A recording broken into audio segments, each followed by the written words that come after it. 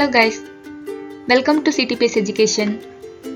This video is to discuss about interview questions and answers which are asked in HCL. It is for Java developer who is having experience around 2 to 4 years. Also we have uploaded one video how the interview process will be happening in HCL for experienced people. You can refer to that. For more videos like this, please subscribe to our channel and support us. Let's start. First question in all the rounds will be, tell me about yourself. For this I have included some points. Maybe you can refer this when you are introducing yourself. First point, name and where you are from. Then your current company name and your years of experience. Then technologies which you are currently working, like primary skill and other technologies you can explain. Explain OOPS concepts in Java. For this you have to explain briefly about inheritance, encapsulation, abstraction and polymorphism. First let's see about inheritance. It is the process in which child class utilizes the properties of parent class and it is achieved using extends keyword. Why we want this inheritance means if we want to implement same functionality in two classes means then there will be code repeatable. So to avoid that we can create them as a parent and child class so that whatever functionalities are there in parent class will be accessible to this child class also. So there will not be any code repeatable. So advantage is code reusability. Next, encapsulation. It is the process of binding data and code into a single unit. That is in Java, variables and methods into a single unit. For example, capsule. Inside capsule we have all the chemicals binded. In Java class is an example, because inside that we have methods and variables. Abstraction.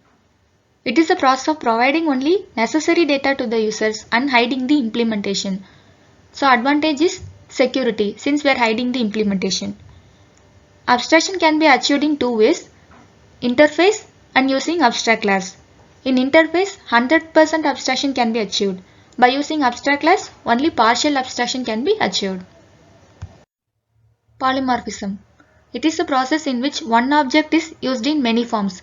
Best real-time example will be human, because same human can act as employee in office, son to his father and husband to his wife. Polymorphism is achieved through method overloading and method overriding. Overloading means there will be same method name but different method arguments will be there. Method overriding, both method name and arguments will be same. Advantage, it will be making the code more simple. What is the output of the following program? For this, programs related to method overloading and method overriding and some other common programs may be asked. So you can refer to geeksforgeeks.org website for this and have practice on the programs. What collections you have used in your project? So for this you can tell some common collections whichever you know better because the questions will be based on that only next question. So better answer whatever you know well. Difference between array list and vector. In collection mostly you will get questions like this only, like differences between two classes only. Okay, now we'll see about array list and vector. To remember easily the differences, we need to know which is synchronized and which is not synchronized. With that we can easily tell the other differences. First we will see array list is a new class, vector is a legacy class. Array list is not synchronized and vector is synchronized. Since array list is not synchronized, it is not thread safe. Next point. And vector, since it is synchronized, it is thread safe. Difference between hash map and hash table. So to remember easily the differences, we need to know which is synchronized and which is not synchronized. Hash map is non-synchronized, so it is not thread safe. Hash table, it is synchronized and it is thread safe. Hash map is a new class and hash table is a legacy class. Difference between hash set and reset. Set means in general, it will not allow duplicates. So both these classes also will have that feature. Apart from that, it has some differences. Let's see them. First difference is based on insertion order. So hash set does not maintain insertion order, whereas tree set, elements in tree set will be in ascending order. Hash set use equals method to compare two objects. Tree set uses compare method for comparing the two objects. Hash set is fast and tree set is slow. Explain internal working of hash set. For this first point, hash set means it will follow some hashing mechanism to store the data, and this hash set uses hash map internally to store its objects. So whenever we are creating some hash set, then one hash map object also will be created internally to store that elements. How it will be stored means the elements you add into hash set are stored as keys of this hash map object, and we know hash map means there will be key value pair. So whatever elements we are entering into hash set, it will be added as key for hash map object, and the value for those keys will be some constant. How to make a class as immutable? Immutable class means once we have created that, it should not be changeable. So let's see how we can achieve that. First we need to declare the class as final. Final means it cannot be extended.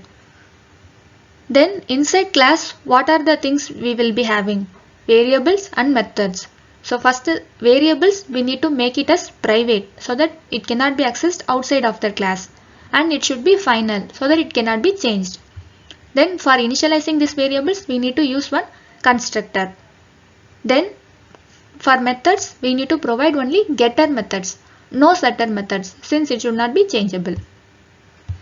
How can we create thread? There are two ways to create thread. First way, by extending thread class. Next, by implementing runnable interface. Difference between callable and runnable interface. Runnable interface means it is used for creating thread. So it is a legacy interface. After that only this callable interface came in JDK 1.5. So it is a newer interface.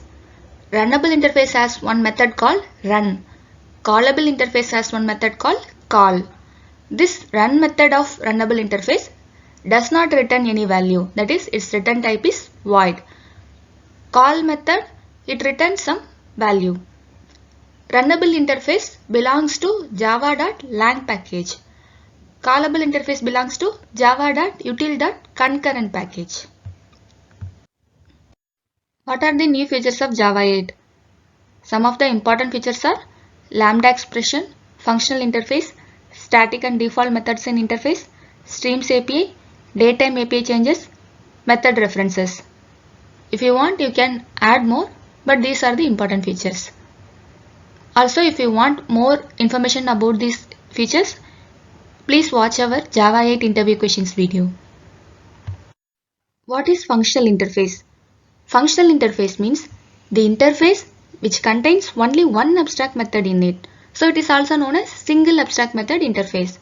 Why it is used? It is used to achieve functional programming. That is, usually we will pass variables only as arguments to methods. But by using this functional interface, we can pass methods itself as arguments. And it can have any number of default static methods, but it can contain only one abstract method, that is the condition. Example for this functional interfaces are runnable and comparable. Runnable has one method called run. Comparable has one method called compare to. So these two are functional interfaces. Okay viewers, we have discussed about round 1 questions. For round 2 questions, please watch part 2. Thanks for watching. Please subscribe and support us.